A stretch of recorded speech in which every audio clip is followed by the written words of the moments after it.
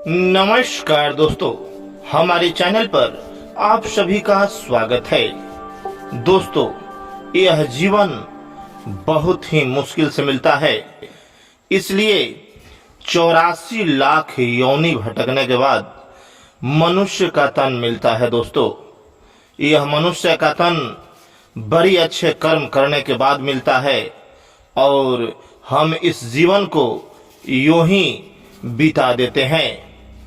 आप सबसे यही कहना चाहेंगे कि अगर आप हमारे वीडियो को देख रहे हैं तो मेरे चैनल को सब्सक्राइब कर लीजिए।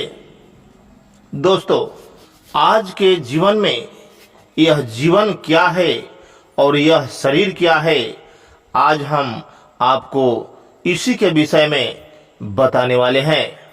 दोस्तों, हमारे जीवन में बहुत सारी चीजें देखने को मिलती है, लेकिन पहले ये समझना जरूरी है कि आप कौन हो, आप इस धरती पर क्यों जन्म लिए हो और जब जन्म लिए हो तो आपको करना क्या है।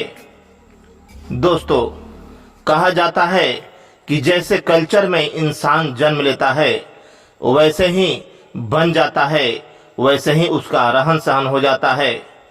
दोस्तों, यह जिंदगी बार बार नहीं मिलती, इसलिए अगर जिंदगी मिला है, मनुष्य का शरीर मिला है, तो आप अच्छे कर्म करो और ऐसा आराधना तपस्या करो जिससे कि आपका जीवन सफल हो और आप सुखमय जीवन जीते हुए अंत में आपकी मुक्ति हो जाए और इस धरती पर इस 84 लाख योनि में बार बार जन्म लेना नहीं पड़े।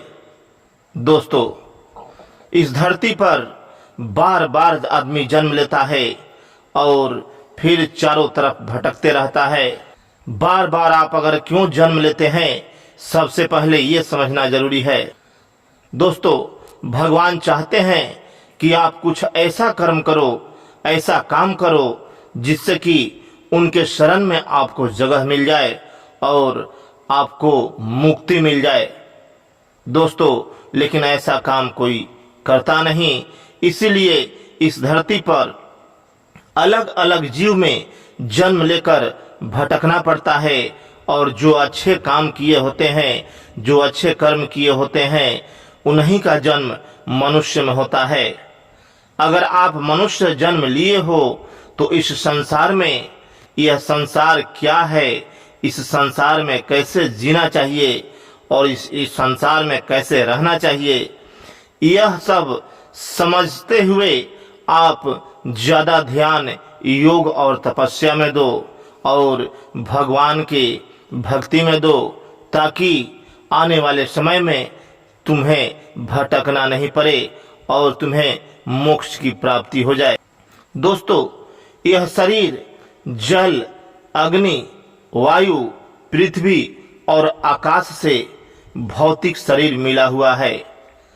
दोस्तों, यह शरीर सिर्फ देखने के लिए है और इसके अंदर एक आत्मा है, वही आपको बताती है कि आपको क्या करना है, कैसे करना है। लेकिन आप जैसा कल्चर में रहते हैं, आपको वही कल्चर, वही स्वभाव, वहाँ का रहन सहन आपको मोह माया के जाल में फंसा लेता है और आपको करना क्या है, आप भटक जाते हैं और फिर आपको इस धरती पर बार बार जन्म लेना पड़ता है।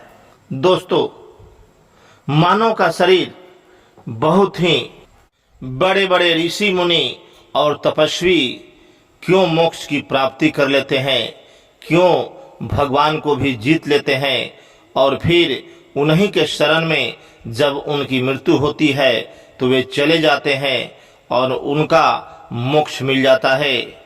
भगवान के शरण में उन्हें मोक्ष की प्राप्ति हो जाती है और वे धरती पर फिर दोबारा जन्म नहीं लेते।